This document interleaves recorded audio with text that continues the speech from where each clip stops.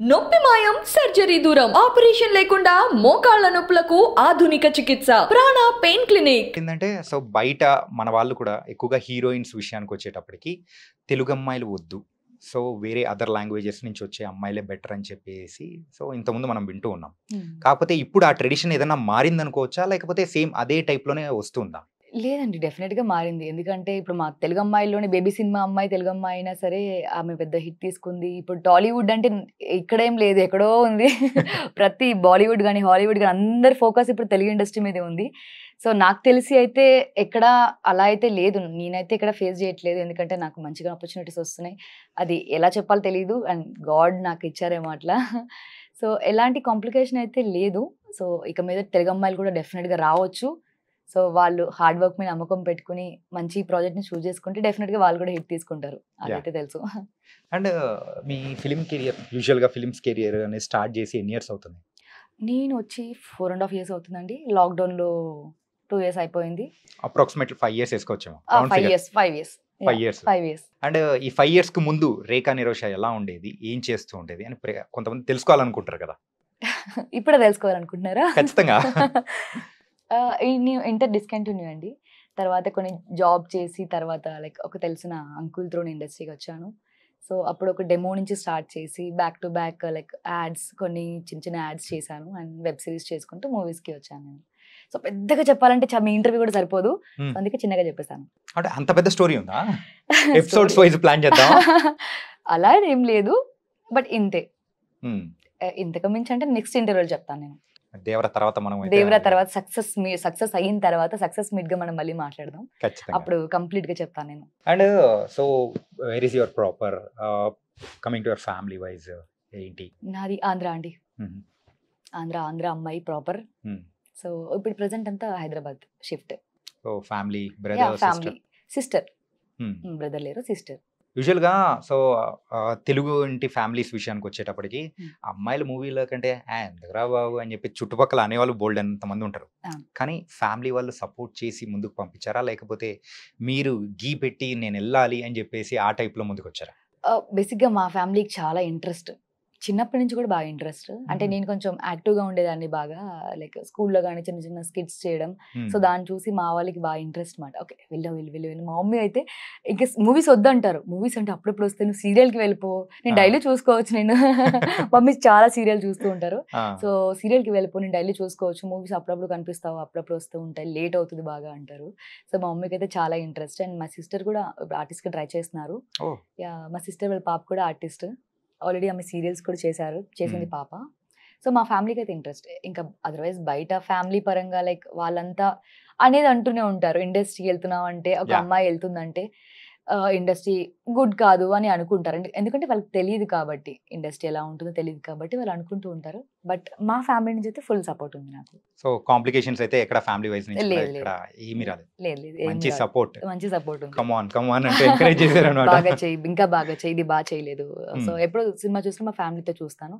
వాళ్ళు నాకు ఇన్పుట్స్ ఇస్తూ ఉంటారు, ఇది కొంచెం ఇలా చేయి, ఇది కొంచెం బాగా చేస్తుంటే బాగుండేది అని ఇన్పుట్స్ ఇస్తుంటారు. ఎవరు బెస్ట్ క్రిటిక్ నీ లైఫ్ లో?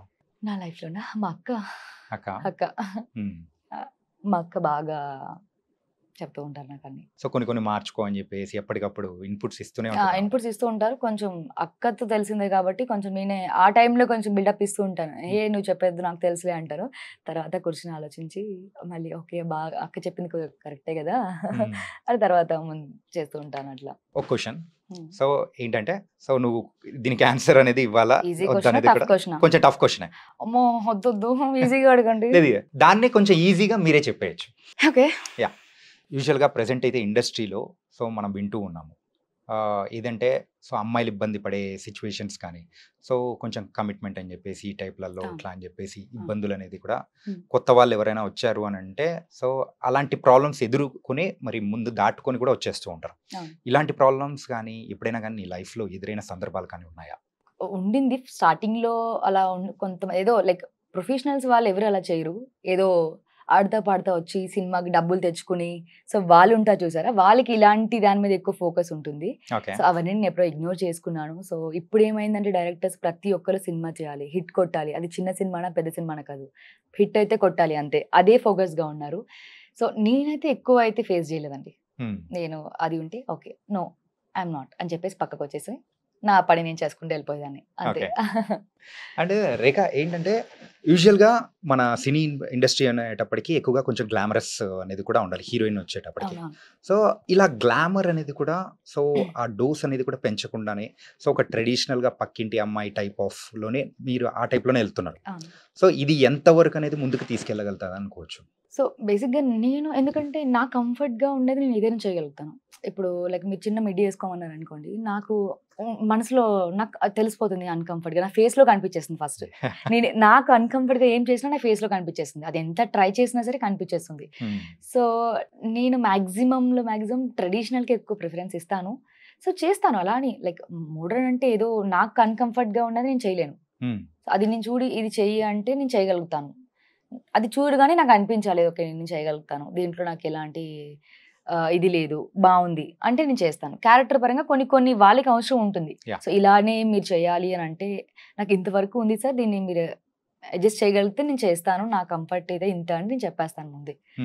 సో ట్రెడిషనల్గా ముందుకి వెళ్దామా అని అయితే ఇప్పటివరకు అయితే అనుకుంటున్నాను. మేబీ ఫ్యూచర్లో చూడాలి, ట్రెడిషనల్ రేఖ కాస్త మోడర్న్ రేఖ అవుతుందా లేదో తెలియదు.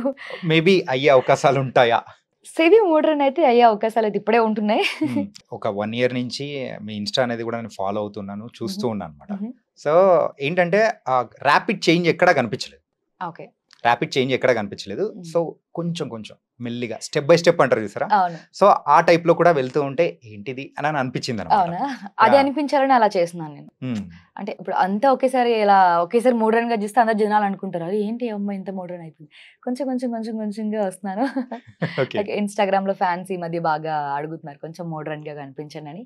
లిటిల్ బిట్ ఇప్పుడైతే మోడర్న్ గా అయితే ఉంది నా ప్రొఫైల్, ఐ థింక్ అనుకుంటున్నా నేను. మోడర్న్ గా ఉందని మీరు అనుకుంటున్నారా? అవును, నేను అనుకుంటున్నా, మీరు ఎవరు అనుకోవట్లేదా? మేమైతే అంటే వేరే ప్రొఫైల్స్ తో కంపేర్ చేసుకుంటే ఇంకా అంత అప్గ్రేడ్ కాలేదేమో అని కూడా అనిపించింది. అవునా, బట్ ముందు లేదు, మీ వేలో మీరు వెళ్తున్నారు చూసారా, that was very nice. Thank you. అంటే ఎవరో అన్నారని కాదు కదా, మనకు నచ్చింది మనం అది నేను మాక్సిమం చాలా మంది చెప్తారు ఇంకొంచెం మోడర్న్ గా ట్రై చేయి, మోడర్న్ క్యారెక్టర్ నువ్వు కొంచెం ఒక్కసారి డిఫరెన్స్ చూడు నువ్వు కూడా అంటారు. బట్ ఎందుకో ఇప్పటివరకైతే నా మైండ్ పోవట్లేదు అటు సైడ్. యాజ్ ఆఫ్ నౌ అయితే ట్రెడిషనల్ గానే చేస్తున్నాను, like sari, half sari, like churidars, ఇవన్నీ నాకు కంఫర్ట్స్. సో దాంట్లోనే నాకు ఎందుకు బాగుంది అనిపిస్తాను నేను. మీరు యాక్ట్ చేసిన మూవీస్లలో మెయిన్గా అన్ని చూసుకున్నాం. సో భారీ దారాగణం అని, సో తికమక తాండా అని, సో ఇలా డిఫరెంట్ మూవీస్ అనేది సెలెక్ట్ చేసుకుంటూ వెళ్తూ ఉన్నారు మీకు వచ్చిన ఆపర్చునిటీస్లో.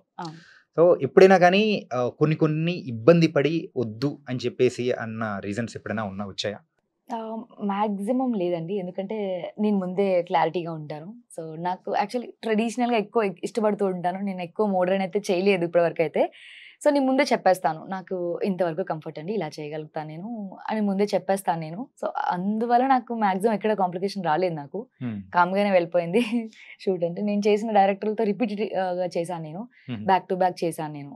అండ్ కొత్త వాళ్ళైనా సరే డైరెక్టర్లు, భారీ తారాగణం డైరెక్టర్ కూడా మళ్ళీ ఇంకొక ఫిలిం కూడా ఆపర్చునిటీ చెప్పారు నాకు. సో ఎక్కడా నాకు ఇబ్బంది అనిపించలేదు, లైక్ ఫ్రెండ్లీగానే మూవ్ అయిపోతాను నేను.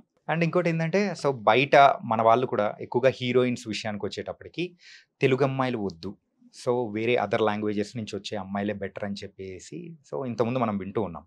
కాకపోతే ఇప్పుడు ఆ ట్రెడిషన్ ఏదైనా మారింది అనుకోవచ్చా, లేకపోతే సేమ్ అదే టైప్లోనే వస్తుందా? లేదండి, డెఫినెట్గా మారింది. ఎందుకంటే ఇప్పుడు మా తెలుగు అమ్మాయిలోనే బేబీ సినిమా అమ్మాయి తెలుగు అమ్మాయి అయినా సరే ఆమె పెద్ద హిట్ తీసుకుంది. ఇప్పుడు టాలీవుడ్ అంటే ఇక్కడేం లేదు, ఎక్కడో ఉంది. ప్రతి బాలీవుడ్ కానీ హాలీవుడ్ కానీ అందరి ఫోకస్ ఇప్పుడు తెలుగు ఇండస్ట్రీ మీదే ఉంది. సో నాకు తెలిసి అయితే ఎక్కడ అలా అయితే లేదు, నేనైతే ఇక్కడ ఫేస్ చేయట్లేదు. ఎందుకంటే నాకు మంచిగా ఆపర్చునిటీస్ వస్తున్నాయి, అది ఎలా చెప్పాలో తెలియదు, అండ్ గాడ్ నాకు ఇచ్చారేమో అట్లా. సో ఎలాంటి కాంప్లికేషన్ అయితే లేదు. సో ఇక మీద తెలుగు అమ్మాయిలు కూడా డెఫినెట్గా రావచ్చు.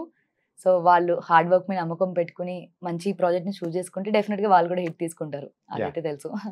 అండ్ మీ ఫిలిం కెరియర్, యూజువల్గా ఫిలిమ్స్ కెరియర్ అనేది స్టార్ట్ చేసి ఎన్ని ఇయర్స్ అవుతుంది? నేను వచ్చి 4.5 years అవుతుందండి. లాక్డౌన్లో 2 years అయిపోయింది. Approximately 5 years వేసుకోవచ్చేమో. 5 years. అండ్ ఈ 5 years కు ముందు రేఖా నిరోష ఎలా ఉండేది, ఏం చేస్తూ ఉండేది అని కొంతమంది తెలుసుకోవాలనుకుంటారు కదా. ఇప్పుడే తెలుసుకోవాలనుకుంటున్నారా? ఖచ్చితంగా. ఇంటర్ డిస్కంటిన్యూ అండి.